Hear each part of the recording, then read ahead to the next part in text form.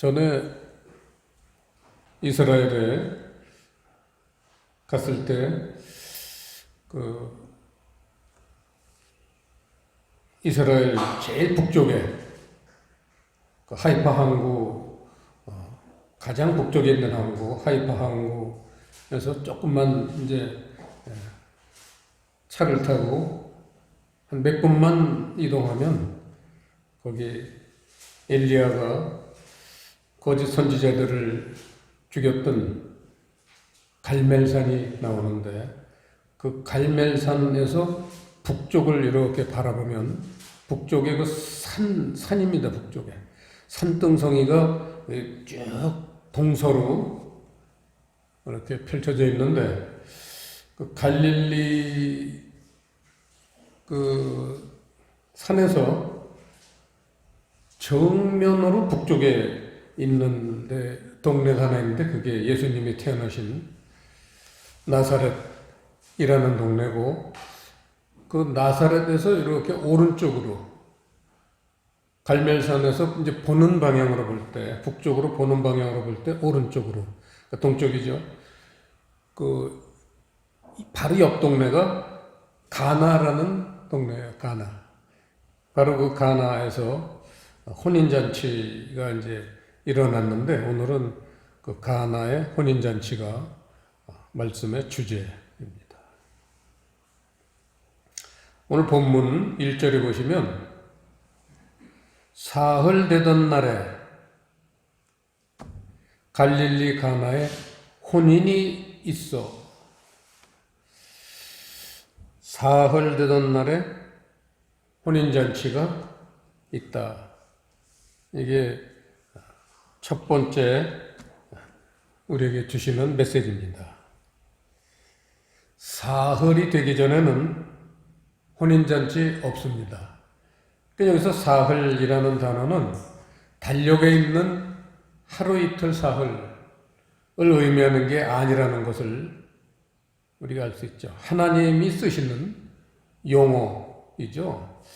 이 사흘이라는 용어는 성경에서 가장 중요한 숫자입니다.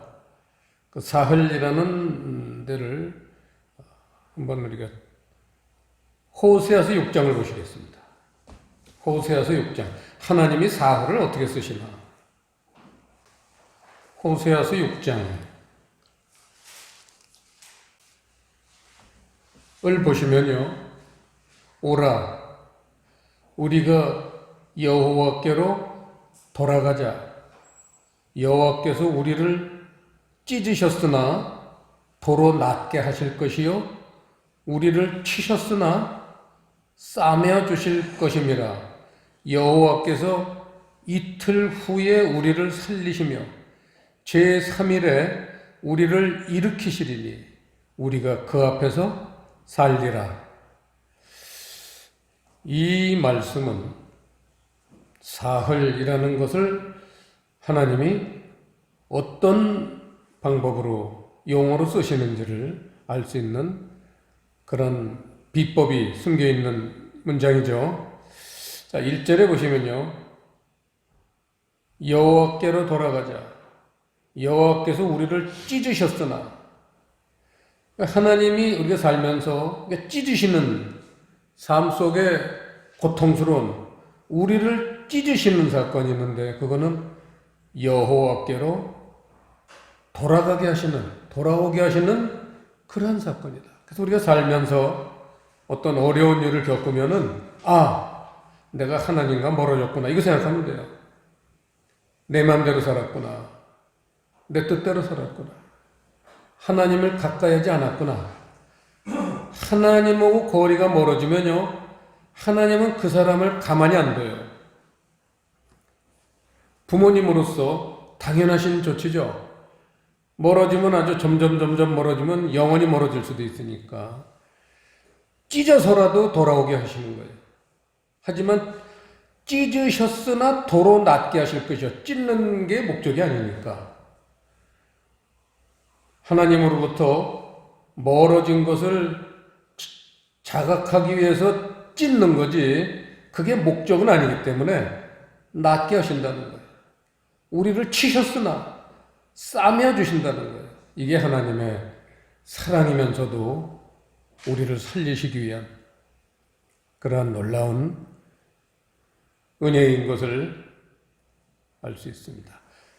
그 1절 사건을 2절에서는 날짜로 그걸 표현을 하셨어요. 하늘나라의 날짜죠. 여호와께서 이틀 후에 우리를 살리십니다. 이틀이라는 단어는 여기서 지금 찢으시고 치시는 그러한 날을 이틀이라고 표현을 한 거죠. 그러니까 이틀이라는 거는 또 찢었지만 낫게 하시고 치셨지만 싸매어 주시는 그러한 기간이기 때문에 치료 기간이다. 이렇게 볼 수 있습니다.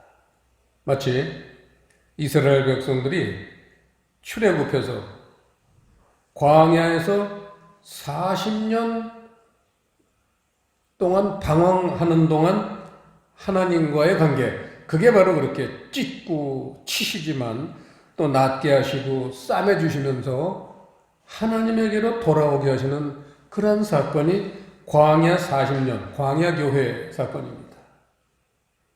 그래서 이틀이라는 것은 아픈 곳을 낫게 해주시는, 치료하시는 그러한 기간이고, 3일이라는 건 거기 단어도 나왔지만 제3일에 우리를 일으키시리니, 이렇게 쓰러져 있던 사람들을 일으키시는 시간, 우리가 그 앞에서 살리라, 살리시는. 그래서 살리라는 거는 칠판에 보시면 지난주에도 한번 사용했던 단어지만 하야는 살리다 라는 단어, 살리다.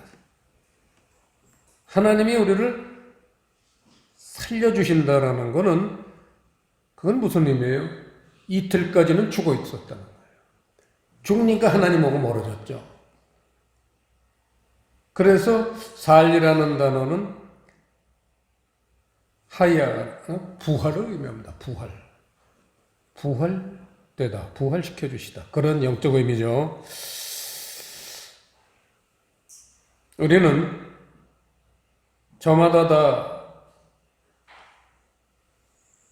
하나님을 인정하고 예수님을 영접해서 교회를 다닙니다. 하지만 하나님하고 가까이 있질 못하죠. 지금 우리나라 돌아가는 꼴을 보시면요, 코로나 때문에 특히 그렇지만 우리나라 경우 5천만 인구 중에 지금 믿는 자들이요 500만 전후예요. 몇 명 안 되는 거예요. 500만이 다 천국을 가더라도 5천만의 10분의 1이에요. 근데 교회 다니는 사람 500만 중에 다 그게 천국 가겠어요? 그렇진 않잖아요. 천국 가는 사람은 얼마나 적냐? 부활하는 사람은 얼마나 적을까? 여호와께로 돌아오는 자는 얼마나 적을까 생각하면요, 가슴이 무너져요. 이번에 선거를 통해서 우리 백성들의 그런 마음가짐을 읽을 수 있었지만, 뭐 누가 이기고 누가 지고 저는 그 얘기를 하자고 그러는 게 아닙니다. 교회가 그렇게 줄어들었고 5천 몇 명 중에 500만 명만 교회를 다니고, 그 중에서도 정말 여기 말하듯이 부활한 사람들, 부활한 교회들이 몇 명이나 되겠어요. 이런 사람들이 별로 없으니까 세상에 영향을 주질 못해요. 그러니까 세상이 얼마나 타락하고 악해졌는지 이번 선거를 통해서 우리가 알 수 있잖아요. 정의라든지 도덕이라든지 이런 건 이미 물 건너갔어요. 극단적인 이기주의, 이것만 남아있는. 그래서 5천년 역사, 반만년 역사, 그 아름다운 금수강산에서 백이민족, 정말 자유와 사랑을 그렇게 좋아하던 우리 민족이 어쩌다가 이렇게 5천 년 만에 더 이상 타락할 수 없을 만큼 지금 타락했습니다. 이 책임이 어디 있어요? 교회에 있습니다. 믿는 자들이 적고 믿는 자들도 이렇게 3일에 살아난 사람들, 이런 사람들이 몇 안 되기 때문에 그런 거예요. 요번에 이런 선거는 교회들에게 주시는 경고입니다. 그야말로 믿는 자들에게 주시는 경고예요. 좀 제대로 믿는 자들은 요번에 각성해서 더 잘 믿는 그런 사람이 되도록, 또 제대로 믿지 않는 사람들을 잘 이렇게 인도하도록 교회에 주시는 메시지라고 저는 봅니다. 자, 본문으로 돌아가서요. 사흘 되던 날에, 이렇게 오늘 말씀을 시작합니다. 뜬금없이 사흘 되던 날에 혼인잔치가 있다, 이런 얘기죠. 사실은 뜬금이 있는 겁니다. 뜬금없이 말씀하시는 게 아니에요. 오늘 말씀의 내용은 그 뜬금이 있는 게 뭔지를 가르쳐 주시겠습니다. 산 사람만 혼인잔치에 참여할 수 있습니다. 오늘 호세아서 6장 봤지만 이틀이 지나서 세상 좋아하던 것, 욕심으로 사는 것, 이거 다 치료받고 3일 부활된 사람들, 이런 사람들, 산 사람이죠. 산 사람만 혼인잔치에 참여할 수 있다. 이 메시지가 오늘 첫 번째 우리에게 주시는 메시지입니다. 그러면 죽은 사람은 혼인잔치에 참여할 수 없다는 거예요. 지금 교회에 믿는 자가 아까 몇 명이다 이렇게 기독교에서 발표를 했지만, 산자 죽은 자 구별하자면요, 산자가 그렇게 많지는 않을 것 같아요. 제가 분명한 거는, 그렇게 영적으로 죽은 사람은, 부활하지 못한 사람은 결혼식에 혼인잔치에 참여할 수 없어요.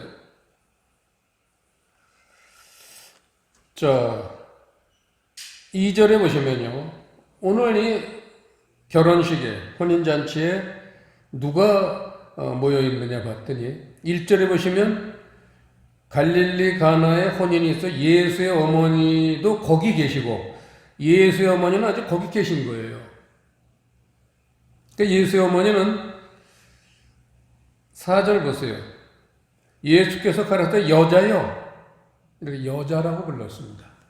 이 여자여 하는 거는 자기를 낳아준 친어머니인데, 마리아가, 여자여라는 건 이 히브리어에서 존칭이에요. 경어로 부를 때 여자라고 부릅니다. 왜냐하면 여기서 말하는 여자라는 건 남성, 여성, 이렇게 성을 구별한 게 아니라, 여자라는 건 교회를 의미합니다. 성경에서 이 여성으로 나오는 건 전부 교회예요.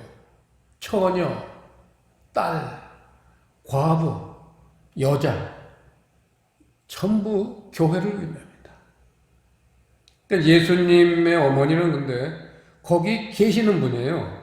2절에 보시면 예수와 그 제자들도 혼인의 청함을 받았더니, 두 부류가 이 혼인잔치에 청함을 받았는데, 예수님과 그 제자들이라는 거예요. 예수님은 신랑으로 초청받았죠, 하나님한테.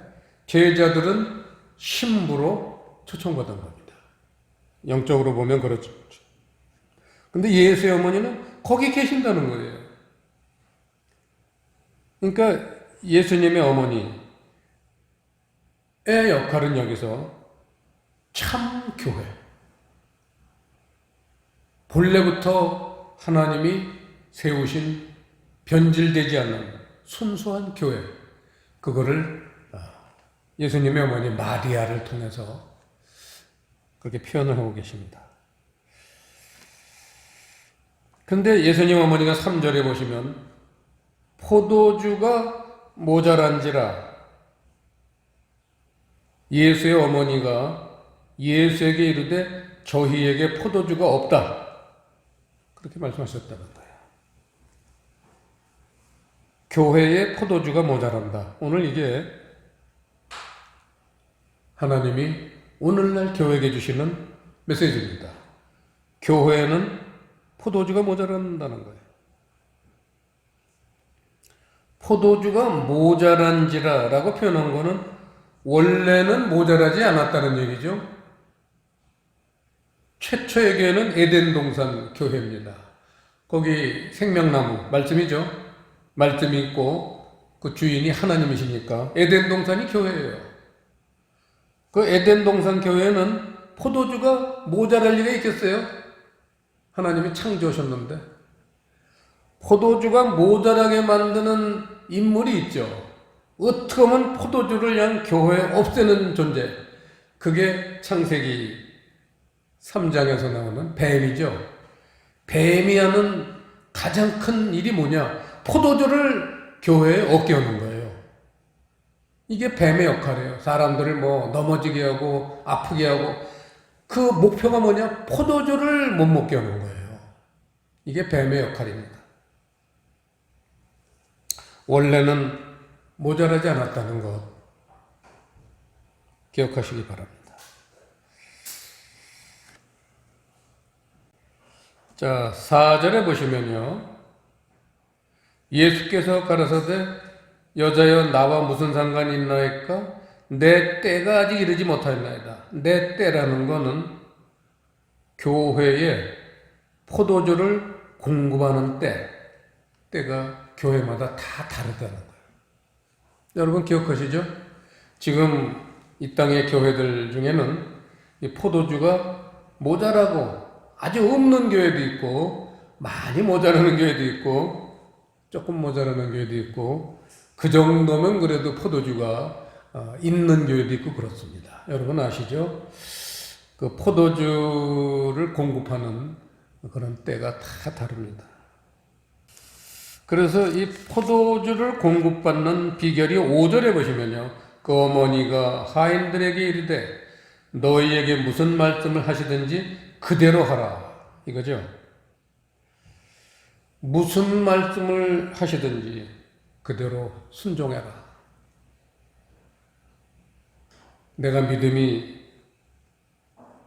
연약하건 믿음이 풍성하건 간에 주님의 말씀을 그대로 순종을 하면요, 그 다음부터는 이제 이 6절부터 시작하는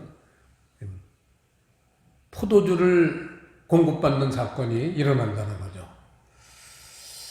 자, 포도주를 이제 교회에 포도주를 주님이 공급을 하시는데 몇 가지 해결책이 있죠. 첫째가 그 7절에 보시면요, 예수께서 저희에게 이르시되 항아리에 물을 채우라 하신즉 아구까지 채우니. 보세요.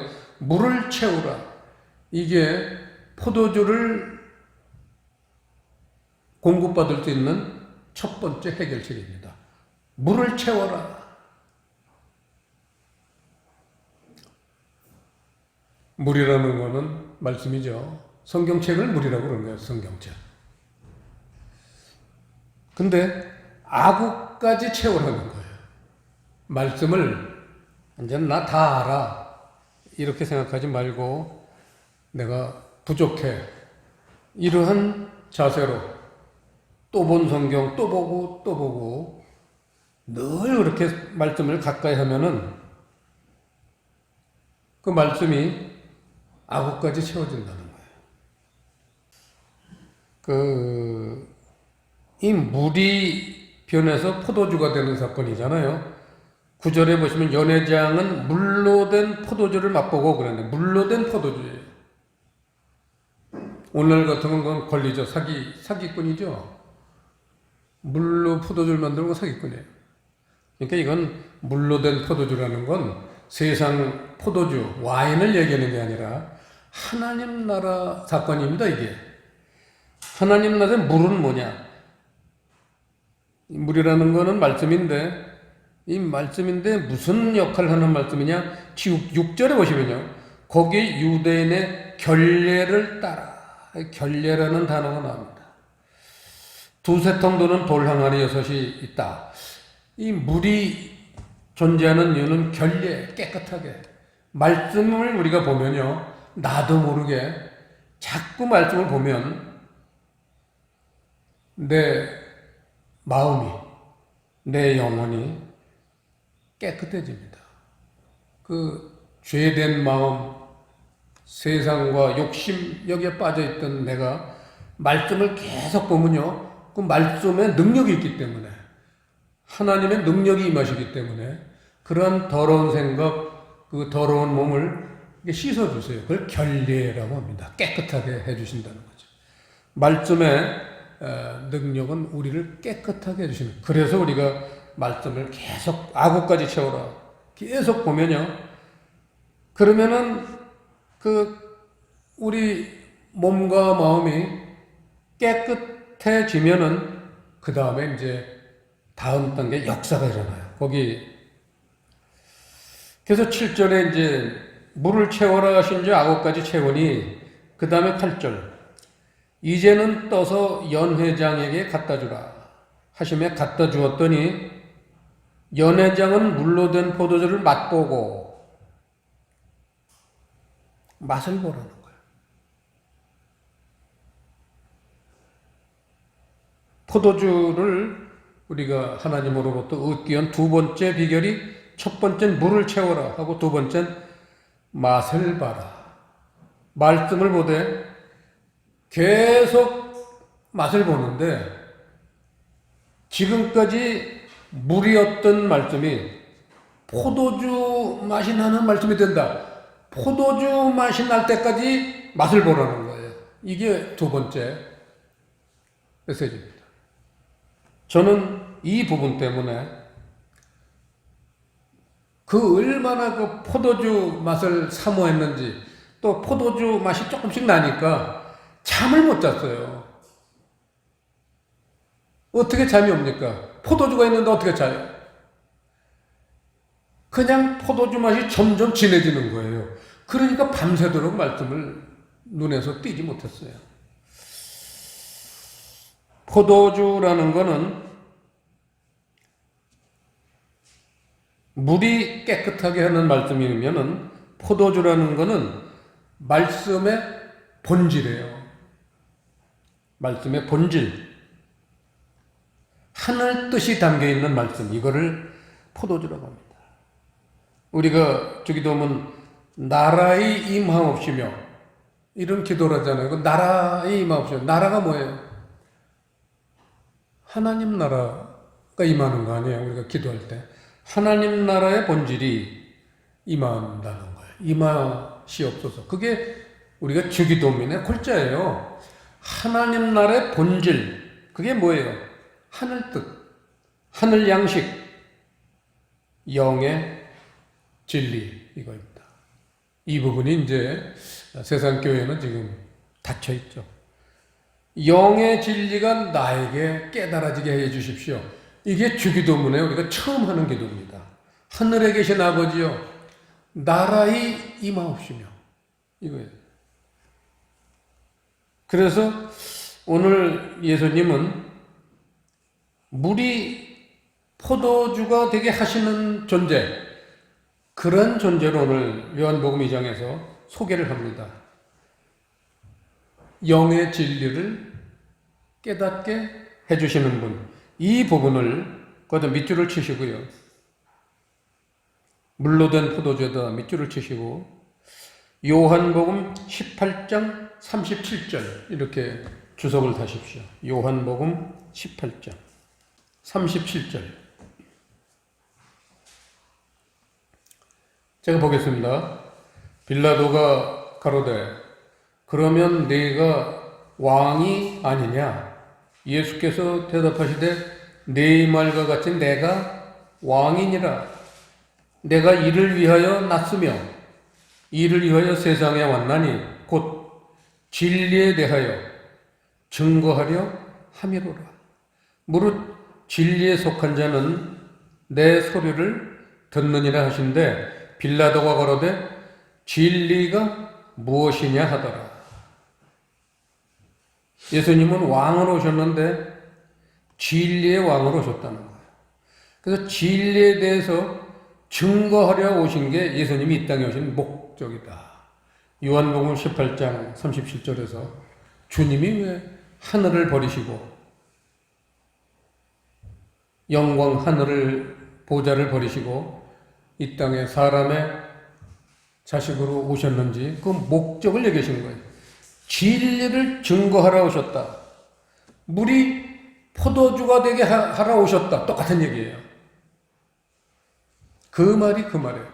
요한복음 18장은 요한복음 2장 물이 포도주로 변하게 하신 사건, 그거를 영적으로 진술하신 거죠. 사건으로 보면 포도주 사건이에요. 이게 오늘 두 번째 메시지고, 자, 그래서 오늘 해결책이 첫 번째가 물을 채워라, 두 번째가 포도주 맛이 날 때까지 계속 맛을 봐라. 그 다음에 세 번째, 성경에 보면 하늘의 능력을 받을 때까지 이성에 머물라. 사도행전에 나오는 말씀이죠. 자, 진리를 깨달을 때까지 성령의 역사하심을 기대하라. 그런 얘기입니다. 하늘의 능력을 받을 때까지, 진리를 깨달을 수 있을 때까지, 진리의 영이신 예수님이 나에게 가르쳐 주실 때까지 포기하지 말고 기다려라. 그런 세 가지가 오늘 물이 포도주가 되게 하는 사건이고, 이 사건은 성경 전체를 대표하는 사건이기 때문에 거기서, 그래서 이제 여기 11절 보시면요, 예수께서 이 처음 표적을 갈릴리 가나에서 행하여 그 영광을 나타내시며 제자들이 그를 믿으니, 영광이라는 건 하나님 나라가 임하는 거잖아요. 이 물이 포도주가 되는 사건을 여기서 뭐라 했냐면 처음 표적이다 그랬어요. 여러분, 표적이라는 단어 아시잖아요. 사인이라는 거는 의미가 있는 게 사인이죠. 야구 감독이 뭐 모자층도 만졌다가 코도 만졌다가 이렇게 어깨도 만지고 그러는데, 그건 이제 타자나 주자에게 뭔가 지시하는 거 아니에요. 사인이라는 거는 메시지가 있다는 거예요. 도루, 뛰라든지, 때리라든지, 번틀대라든지, 그런 거잖아요. 그 감독이 전부 그게 이제 코를 만지고 뭐 여기저기를 만지고 그래요. 그게 이제 사인인데, 처음 표적이라는 거예요. 처음. 이 처음이라는 단어가 아주 중요하죠. 칠판에 보시면 있죠. 아르케라는 단어인데, 요한복음 1장 1절이 바로 이 단어로 시작해요. 태초에 하나님이 계시니라. 태초라는 단어, 거기는 태초라고 번역을 했는데, 으뜸, 처음, 영어 성경엔 first라는 거는 처음이라고도 번역이 하지만 가장 중요한 이라는 뜻이죠. 처음. 가장 중요한. 성경을 통틀어서 요약하면 이 포도주 사건이다 그거예요. 그래서 처음이라고 그랬습니다. 가장 중요한. 성경을 요약하면 포도주 사건이 되는 거죠. 여기까지가 오늘 요한복음 2장을 해설했습니다. 이런 말씀들을 한마디로 요약을 해놓은 데가 하나 있습니다. 요한복음 15장을 잠깐 보시죠. 15장을 보시기 전에 하늘의 능력을 받을 때까지 이 성에 머물라. 우리가 그렇게 기대를 하는 물이 포도주가 되기를 기대하는 근거가 있어야 돼요. 그게 바로 구약성경 요엘서 2장입니다. 잠깐 보시죠. 요엘서 2장. 요엘서 2장 28절 보시면요. 그 후에 내가 내 신을 만민에게 보여주리니 너희 자녀들이 장래일을 말할 것이며 너희 늙은이는 꿈을 꾸며 너희 젊은이는 이상을 볼 것이며 그때 내가 또 내 신으로 남종과 여종에 부어줄 것이며 이렇게 말씀하셨습니다. 내가 내 신을 성령님이죠. 내 신을 만민에게 부어주리니 성령이 임하시면요 물이 포도주가 되게 해주신다는 거예요. 그냥 기록된 말씀이 진리의 말씀, 영의 말씀으로 깨달아진다는 거예요. 왜냐하면 그건 성령님이 기름을 부어주실 때 일어나는 사건이에요. 내가 깨닫는다고 해서 깨달아지질 않아요. 그러니까 얼마나 그분에게 간절히 우리가 아까 말씀드렸죠. 세 번째 비결이 하늘의 능력을 받을 때까지 이 성에서 머물라 이거예요. 머무르는 사람이 별로 없어요. 성령이 임하실 때까지 성령이 만민에게 기름을 부어주셔서 그런 하나님 나라의 그런 진리들을 깨닫게 해주실 때까지 기다려야 되는데 참을성들이 없어요. 때려쳐요. 끝까지 끝장 보는 그런 자세로 기다린 사람만 임합니다. 이게 왜 중요한, 여러분 아시죠? 왜 중요한지. 구원은 진리의 말씀으로 받기 때문에요. 포도주가 된 사람만 천국 가는 거예요. 성경에 많은 곳에서 그걸 얘기하고 있죠. 한 군데만 보죠. 에베소서 1장. 에베소서 1장 13절 보시면요. 그 안에서 너희도 진리의 말씀, 곧 너희의 구원의 복음을 듣고 그 안에서 또한 믿어 약속의 성령으로 인치심을 받았으니 이는 우리의 기업의 보증이 되사 그 얻으신 것을 구속하시고 그의 영광을 찬미하게 하려 하심이라. 진리의 말씀을 구원의 복음. 구원이라는 건 천국 가는 거예요. 복음이라는 건 말씀이에요. 진리의 말씀. 천국 가는 말씀이 바로 그 진리다. 물이 포도주로 변화해야 된다. 그 역할을 하시는 분이 성령이다. 13절 끝에 성령으로 인치심을 받았다. 성령님이 그 일을 끝내주세요. 그래서 우리는 예수님만 믿어도 안 돼요.